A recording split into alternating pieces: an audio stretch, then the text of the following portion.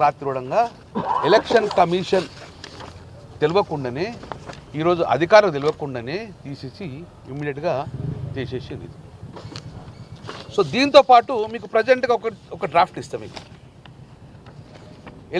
జియో వచ్చినప్పుడు 144 జియో వచ్చినప్పుడు నీ వాడలో ఉన్న ఓట్లన్నీ ఎగ్జాంపుల్ చెప్తా. 7th డివిజన్ డ్రాఫ్ట్ వచ్చినప్పుడు ఆ ఓట్లు జియో వచ్చినప్పుడు 5207 ఓట్లు అని చెప్పి గవర్నమెంట్కి పంపింది ఎలక్షన్ కమిషన్కు.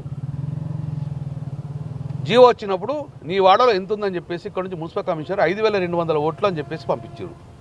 ఏమన్నా అక్కడే ఉండాలి కదా, నువ్వు ఆల్రెడీ ఫిక్స్ అయిపోయి నువ్వు.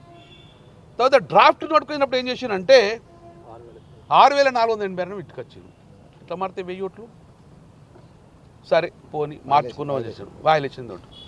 నిన్నేమైంది రాత్రి నిన్న పొద్దున 6400 ఉంటుంది, మళ్ళీ రాత్రి 6450 చేసేసి.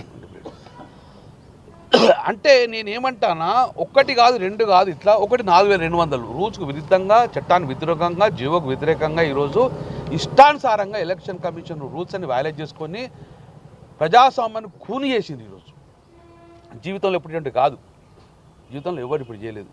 అంటే దానికి అనుగుణం ఏంటంటే ఎలక్షన్లు అంటే ఉచ్చబోసుకునే పరిస్థితి వచ్చింది కాంగ్రెస్ పార్టీ బీజేపీ పార్టీకి. దొడ్డిదారణ పోవాలి, రిజర్వేషన్ రావద్దు, మా రిజర్వేషన్ మాకే అనుకూలంగా ఉండాలంటే కుప్ప లోతు ఓట్లు ఇవ్వాలని చెప్పేసి చెప్పడం జరిగింది. ఈరోజు ఇవన్నీ మీకు వివరిస్తాము, ఇవి క్లియర్ ఎవిడెన్స్ ఇస్తాము. ఇవన్నిటి ఉండగా కలెక్టర్ గారు దృష్టికి వస్తే కలెక్టర్ గారు ఉండగా షీ ప్రామిస్డ్ కేసు మా దృష్టికి వచ్చింది, కమిషనర్ చెప్పింది జరిగింది. కమిషనర్ గారు కూడా దీన్ని అన్ఫ్రీజింగ్ చేసి ఎలక్షన్ కమిషనర్ చేసి దీన్ని మాడిఫై చేయమని చెప్పింది. నేను కంపల్సరీ అన్ఫ్రీజ్ చేస్తామని చెప్పేసి మాకు నమ్మకం ఉంది. We have a lot of confidence and we have lot of trust on collector గారు. షీ మేబీ రెక్టిఫై, కానీ దోషులకైతే శిక్ష పడాలి కదా. నేనేమంటాను మేడం, ఎఫ్ఐఆర్ ఇష్యూ అయింది. ఫస్ట్ ఎఫ్ఐఆర్ ఇష్యూ నుంచి ఎవరైతే కల్ప్రిట్స్ ఉందో టేక్ ఇమ్మీడియట్ క్రిమినల్ యాక్షన్ తీసుకోండి వాళ్ళ మీద, అది మా ప్రధాన డిమాండ్. సో రేపు టైం ఇచ్చింది మేడం గారు, రేపు మళ్ళీ 4 o'clock మళ్ళీ వస్తాం. రెక్టిఫై అవుతుందా కాదా, కాకపోతే డెఫినెట్గా టీఆర్ఎస్ పార్టీ పోరుబాట పెడతాము.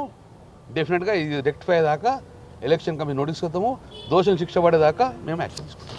ఇక ఇది మీకు కాపీ ఇస్తాం, డైరెక్ట్ శిక్షణ ఇవన్నీ ఒక కాపీ తీసుకొని గ్రూప్లో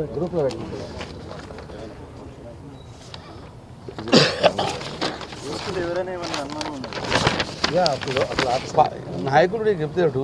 నేను ఏం చేసిన 11:50 దాకా అక్కడ కూర్చున్నా, మనకు డబ్బులు ఇచ్చినాం, కుప్ప తీసి కొల వారిచ్చిండు, ఫ్రిడ్జ్ చేసేసాడు. అయితే ఏమవుతుంది, పొద్దున వచ్చారు ప్రింట్ మొత్తం మారిపోయింది. ఎవడో కంప్యూటర్ ఆపరేటర్కి ఇచ్చిండో ఏమి ఇచ్చిండో కానీ ఎవరు ఇచ్చిండ్రు, ఎవరు చేసిండో దాని మీద ఈరోజు మేము యాక్షన్ తీసుకోమని చెప్పడం జరుగుతుంది.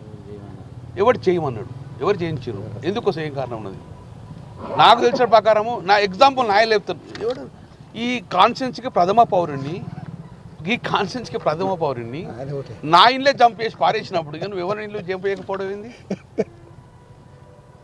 నా ఇప్పుడు ఇక్కడ నా ఇల్లు, దాని తర్వాత ఆర్టీసీ, అక్కడ వేరే వాడు, దాని తర్వాత నేను పోయి మళ్ళీ అందులో వేయాలంటే అంటే ఎంత గుడ్డిగా ఈ ప్రభుత్వం ఉన్నది. నేను ప్రధానంగా గవర్నమెంట్ డిమాండ్ చేస్తున్నా, ఈ ఎలక్షన్ స్థానిక సంస్థల ఎన్నికలు ప్రభుత్వం కనుసగలో జరుగుతాయి కాబట్టి ఇమ్మీడియట్ యాక్షన్ తీసుకోరి, ఎవరి విజేతం చేసుకోరి.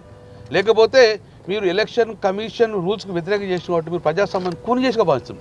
అంటే ఓట్ల ఎన్నికలు గెలవడానికి ఎన్ని దొడ్డి మార్గాలు ఉన్నాయో అన్ని దొడ్డి మార్గాలు వెతుక్కున్నట్టుగా మేము భావిస్తాం. సో ఇది మీ దృష్టిలో జరిగితే దయచేసి పత్రికా సోదరులు ఇష్యూ నాకు తెలిసి ఈ రాష్ట్రంలో దేశంలో ఇక్కడ జరగదు. ఎప్పుడు కూడా దానికి పరిమితి ఉంటుంది. జీవోకు జ్యుడిషియల్కు విధిస్తుంది.